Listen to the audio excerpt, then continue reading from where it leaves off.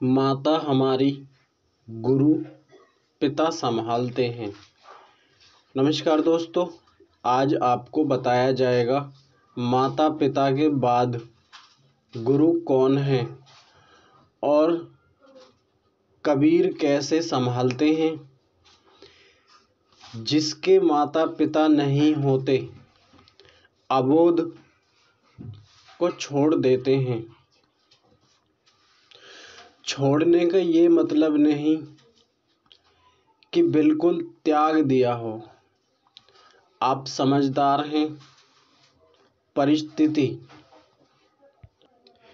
इस भव सागर में उठने का ज्ञान दिया जाता है आपको, और इस भव सागर से कैसे निकल सकते हैं, इस भव सागर में खुद को कैसे पहचान सकते हैं, इस भव सागर में अपनी सूरत को कैसे जान सकते हैं, उस बात का ज्ञान दिया जाता है आपको।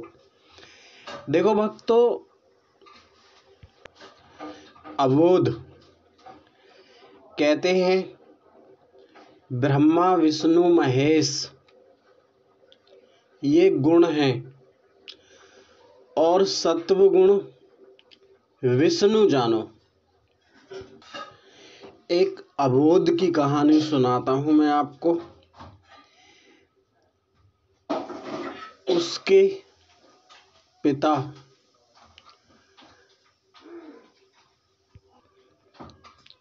12 वर्ष की आयु में मृत्यु को प्राप्त हो गए। उसके बाद देखो दोस्तों, आप माँ को तो जानते ही हैं, माँ कितना करती हैं, जितना उनके बस की होता है उतना करती हैं। बाद बाकी माँ तो प्यार दे सकती हैं, परंतु उसके बाद संभलने के लिए हम बात करते हैं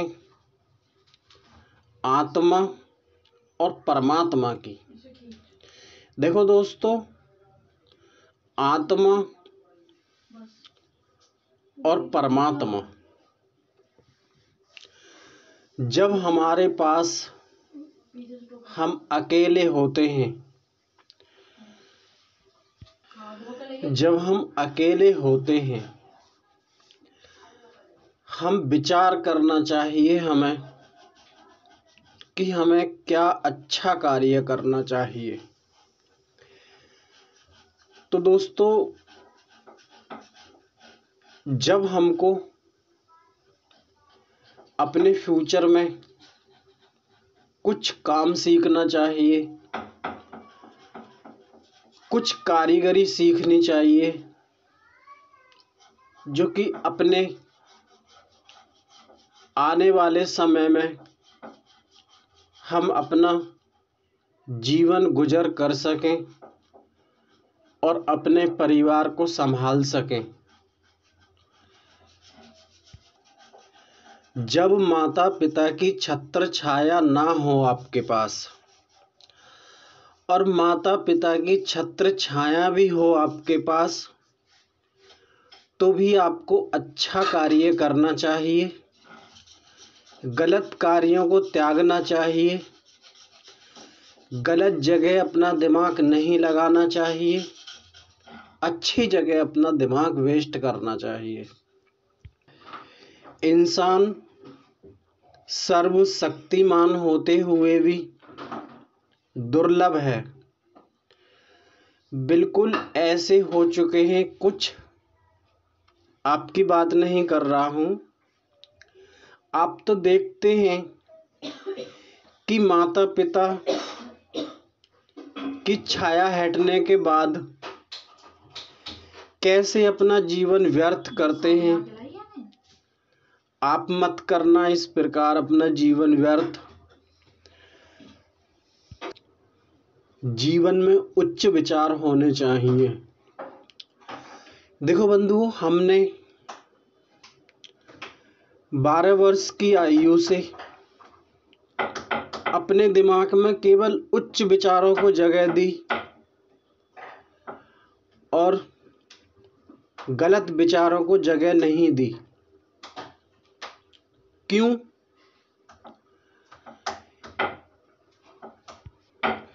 दोस्तों, हम शुरू से ही जानते थे कि गलत काम का गलत ही नतीजा होता है। आप भी इस बात का ध्यान रखना। फ्यूचर में, आने वाले समय में गलत कामों की कभी भी जगह मत देना। क्यों नहीं देनी चाहिए हमें गलत विचारों पर जोर?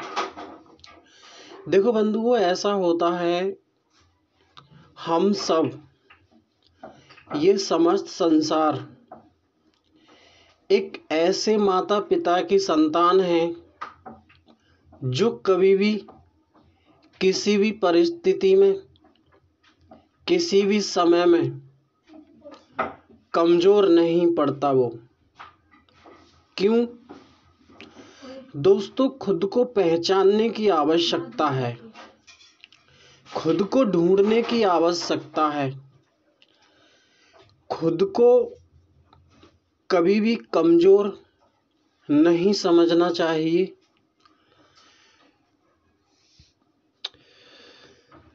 और हम खुद को कमजोर समझते हैं तो बंधुओं, हम इस भव सागर में फंस जाते हैं। आज आपको इन बातों को बताने का मतलब ये है कि आप कमजोर ना पड़ें। अब बात करते हैं अक्षर ने अक्षर की। देखो बंधुओं, ऐसा होता है जब एक अबोध कुछ नहीं जानता है और जब वो धीरे धीरे जानता है, जब वो अक्षरों की परख करता है या करती है, जब अक्षरों का वास होता है। देखो बंधुओं, आजकल क्या सत्संग में आपने सुना है, जब आदि मानव थे तो तब किसी चीज का ज्ञान नहीं था। हाँ जी, किसी चीज का ज्ञान नहीं था। फिर ये मानव कैसे आया, इस पर थोड़ा सा विचार करते हैं। आप भी विचार करना हमारी बातों पर। सतगुरु कबीर कहते हैं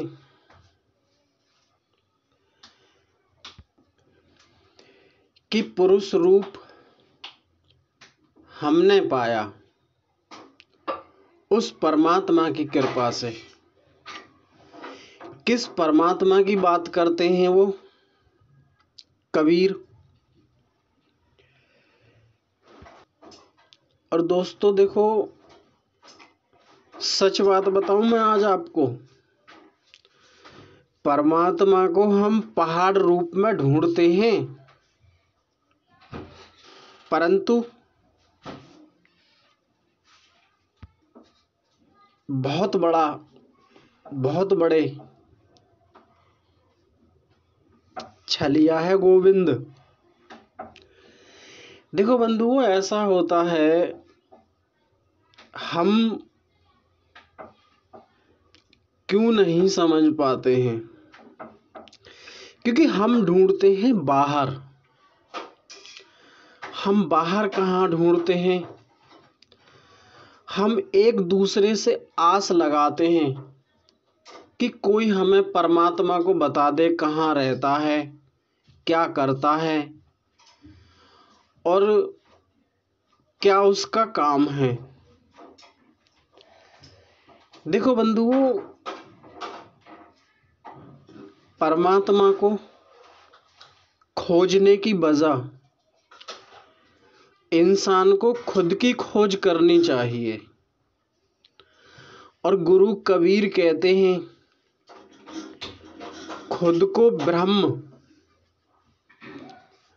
समझने से भला न होता, ऐसा जीव रोता फिरता। आजकल क्या सोचते हैं कि हमने ब्रह्म को जान लिया, हमने सब कुछ प्राप्त कर लिया, अब किसी चीज की आवश्यकता नहीं है। अर्थ कि परमात्मा की कोई भक्ति नहीं है। अबोध जैसे जैसे ज्ञान होता है वैसे वैसे संभलता है। जब उसको ज्ञान होता है, जब वो भक्ति की तरफ अग्रसर होता है।